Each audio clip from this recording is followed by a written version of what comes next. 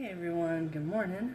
I just want to make a quick video just kind of talking about what I've been going through as far as being laid off from my job. In my last update video, I mentioned how there's some different things going on in my life, and one of those in particular was being laid off back in December 2024, and still currently job searching, and it has been a serious struggle. Like every job that I go apply to on these different job sites and everything, it'll show you, like when you click on the job to go apply to it, it'll show you how many people have clicked on apply for that particular job. And even ones that have only been posted for like an hour or two, I'll go on there, click to apply, and I look and see that already like 150 to 200 people have already applied for the job, and it's only been posted for like an hour or two. I'm like, oh my goodness. You know, this is not going to be easy, because like we're just in this slump in our economy, and it affects everyone's jobs. And you know, for those of you that still have your job, I'm happy for you. And then for those of you that understand how I feel being laid off, it's stressful. It's not easy. It is seriously a struggle right now to find anything. And kind of what happened in my situation, the company I was working for depends heavily on new home construction. And where I live, the new home construction has been on the decline. So my company had to make cutbacks. You know, if you don't have enough work, how are you going to pay your employees to work? You can't, so you have to let people go. I mean, I understand why they did it. And I was one of the highest paid in the department that I was in, so I get it. You know, they let me go. They're saving almost twice what they would save for someone else who made less per hour. So this was on December the 12th, 10 days after I got divorced.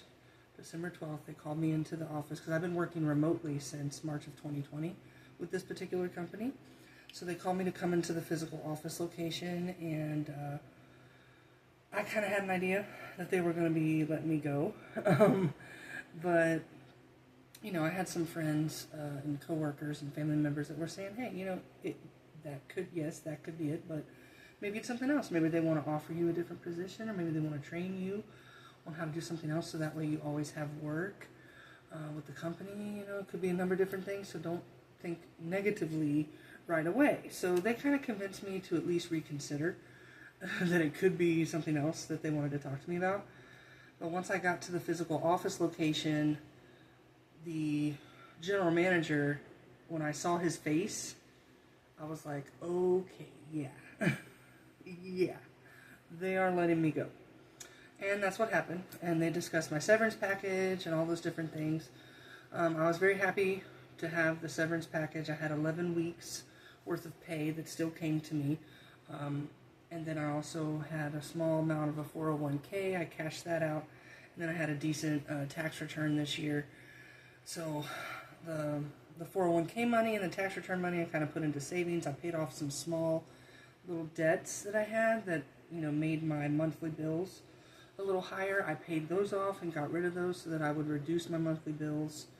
And then pretty much the majority of that I have kept in the savings account, and then I just used my severance to pay my, you know, regular bills that I would have had regardless. My severance payments stopped in the middle of March. So since then, and all along, now don't get me wrong, I wasn't just sitting around doing nothing. Like all along, I've been applying for jobs. Every single day. At least 7 to 10 jobs per day, 6 days a week since I got laid off on December 12th until now. And I'm still applying for different things because I need an income of some sort. So, you know, that's at least 60 jobs applied to a week.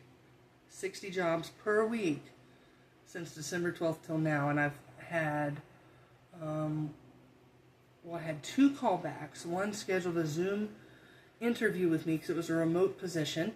And so I showed up, I was dressed nice like this, you know, and I had myself all together. I had my little notes. I researched about the company, like I was ready to go. And then I turn on my Zoom, get on my laptop, turn on my Zoom, and nobody showed up. So I message them, I text them, say, hey, I'm here. It's been about 15 minutes. Nobody's here, so what can we do? Am I going to have this interview or not? And they got back with me like a couple hours later, and I was like, that put a really bad taste in my mouth in regards to that particular company. I'm not going to say who or what it was. So I was like, no thanks. I don't want to go with y'all. Then I had one other call back. It was for a similar type of job within a similar industry. I was told that these were remote work from home positions, or at least in the city where I live, I would go to an office and work there in the city where I live. Well, when I had the phone interview, the gentleman, he was so nice, and it's such a good company. Like, I have nothing bad to say about them. But he was so nice, but the job was an in-office job in a completely different city that's like 3 hours from where I live. So there's no way with my daughter that I can make that commute, and it would not have worked out. But he was so nice, and he's like, your credentials are great, your job experience is great, we want to hire you. I wish you would move down here so we could hire you. And I said, no, I live in the current city, this is where I want to live for the time being, and yeah, I'm not going to be able to make that move. I said, I'm sorry that I misunderstood and thought this was a remote position. He's like, oh, no, you got to come in and work in the office here. So I'm like, oh, okay. So those were the only two, 60 jobs a week that I've applied to since December the 12th. 60 jobs per week. Okay.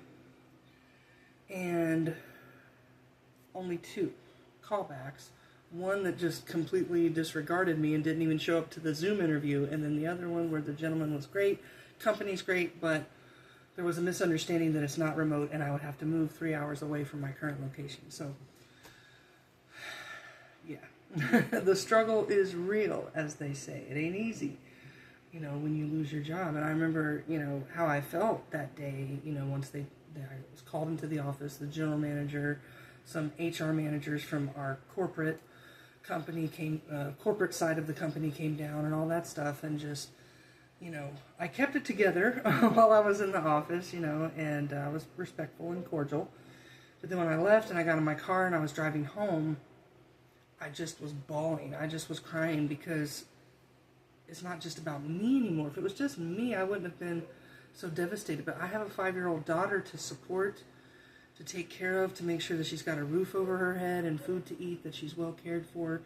And this was like just devastating to me, because when you're in that moment, it's like you can't think ahead and say, okay, here's my checklist of things that I'm going to do to make sure that I eventually have some sort of income and I can take care of us and all that. You're just in the moment, so I was just crying, I was sobbing, I was so upset. And still, even just thinking about it makes me feel upset. Just remembering that day was so difficult. And sorry for the dog barking. I live in a condo association, and people don't know how to keep their animals quiet during the day or sometimes during the night, which is, a little problematic. But so please excuse the dog that you hear barking in the background. My apologies. So yeah, that's what happened. Just been awful since I was laid off, and I've been, doing some different things to try to create some income, and so maybe I can share those things with you, and you can decide whether you think it's something good for you to pursue as well or not, if you're in a similar situation as mine where you're looking for work. One thing is, if you qualify for it, like if you were fired or laid off, you qualify for unemployment. So I would recommend getting on whatever website for the state that you live in and apply for unemployment. See if you can get that. It's not going to be as much as you were making, but it is something until you can maybe get a part-time job somewhere else and kind of use that to supplement, or it buys you a little extra time for you to actually, find a job that makes the money that you need to make. So that's one thing. Apply for unemployment. Apply for any type of like food stamps, Medicaid, So that way you don't have to worry about hospital or doctor expenses. You can have all your food, all your groceries paid for every month, so that's not coming out of your income or your earnings or anything like that. So that's going to save you money. And again, this isn't to mooch off the government for the rest of your life. This is something, if you're a tax-paying citizen, you have paid into these programs. So if you're in a situation where you need to use them temporarily for a short amount of time, you should be able to use them. I support that. I don't think you should be living off of them for the rest of your life. You should get back to work and do what you need to do. But if you need that temporary assistance, go for it. Apply. See if you can get it. Because all of those things will help to reduce, your monthly bills. Because you're not paying for groceries now. You're getting a little bit of unemployment. You don't have to pay for any doctor bills because you got Medicaid. So go ahead and try that out. That will help you. And also I would recommend just be creative. If there's different things that you can do. For example, Uber, Lyft, DoorDash. You don't have to wonder if they're going to hire you. As long as you have a clean background and you have a vehicle that runs and insurance on that vehicle, you got a job. So it's not like they don't care if you're overqualified, underqualified, they don't care. And that's something simple that you can do. It's just driving.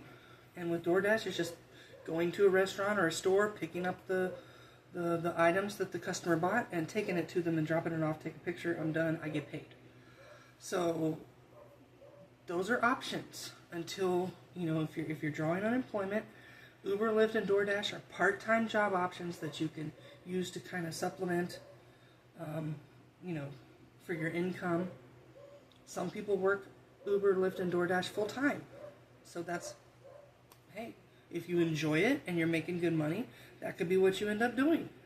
So, be creative. Look at those type of jobs. Look at other, contract, 1099, independent contractor type of work. Look for stuff like that you can do that doesn't require a whole lot of qualifications and that's relatively simple to do because you can get started right away and get to work.